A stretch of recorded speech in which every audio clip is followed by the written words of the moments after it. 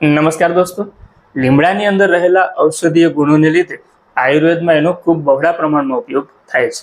એ સિવાય લીમડો છે એ ખેતીમાં પણ ઉપયોગી છે નીમ ઓઇલના સ્વરૂપમાં. તો આ નીમ ઓઇલ છે એના કાર્યો કેવા છે અને ખેતીમાં આપણને કઈ રીતે ફાયદાકારક થાય છે એની માહિતી મેળવી. અને નીમ ઓઇલ છે એની અંદર રહેલું એઝાડિરેક્ટિન તત્વ છે એ જીવાતો પર જુદી જુદી રીતે અસર કરે છે. ચલો આપણે સ્ટેપ બાય સ્ટેપ એના વિશે માહિતી મેળવીએ. પહેલું, જીવાતો છે એની ઈંડામાંથી ઈયળમાં રૂપાંતરણ થવાની, ઈયળમાંથી કોસેટો અને કોસેટામાંથી પુખ્ત બનવાની જે પ્રક્રિયા છે એને મેટામોર્ફોસિસ પ્રક્રિયા કહેવામાં આવે છે. આ મેટામોર્ફોસિસની પ્રક્રિયામાં વિક્ષેપ પાડવાનું કામ આ એઝાડિરેક્ટિન તત્વ કરે છે. આ થયો એનો પહેલો ફાયદો.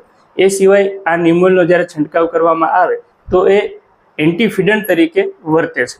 એટલે કે છોડ ઉપર આ નીમ ઓઇલનો છંટકાવ કરવામાં આવે તો છોડ કડવો બને અને આ કડવો છોડ છે એ જીવાતો ખાવાનું પસંદ કરતી નથી અને માદાઓ છે એ પોતાના ઈંડા પણ મૂકવાનું પસંદ કરતી નથી. આ થયો એનો બીજો ફાયદો. એ સિવાય આ નીમ ઓઇલનો જ્યારે છંટકાવ કરવામાં આવે અને એના સંપર્કમાં જે જીવાતો આવે એ જીવાતો વાંજળી બને છે, એટલે કે એની વસ્તી નિયંત્રણનું કામ પણ આ નીમ ઓઇલ કરે છે. આમ નીમ ઓઇલ છે આવી રીતે આપણને ફાયદો કરે છે.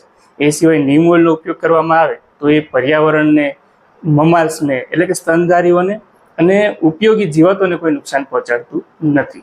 આ નીમ ઓઇલ છે એ માર્કેટમાં 1500 ppm થી લઈ અને 10,000 ppm સુધી મળે છે. અને નીમ ઓઇલનો જો રેગ્યુલર છંટકાવ કરવામાં આવે તો આપણે રાસાયણિક દવાઓના ઉપયોગમાં પણ ઘટાડો કરી શકીએ છીએ.